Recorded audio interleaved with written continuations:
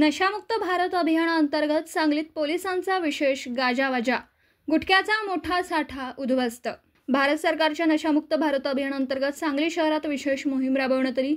स्थानिक पोलीस दल, अंमली पदार्थ नियंत्रण विभाग व महसूल विभाग यांच्या संयुक्त कारवाईत सांगलीतील विविध भागातून अवैधरित्या विक्रीसाठी ठेवण्यात आलेला गुटखा, सुगंधी तंबाखू व इतर नशीले पदार्थांचा मोठा साठा जप्त करण्यात आला। या कारवाईच्या प्रमुख सूत्रधारांमध्ये पोलीस अधीक्षक दीक्षा भालेराव, अप्पर पोलीस अधीक्षक ऋतू खोब्रागडे, सांगली शहर पोलीस उपाधीक्षक श्री संदीप गुगे व पोलीस निरीक्षक सचिन शिंदे यांचा समावेश होता। या पथकाने एकत्रितपणे तपास करत अनेक ठिकाणी धाड टाकून सुमारे 1,30,000 पेक्षा अधिक किमतींचा साठा हस्तगत केला।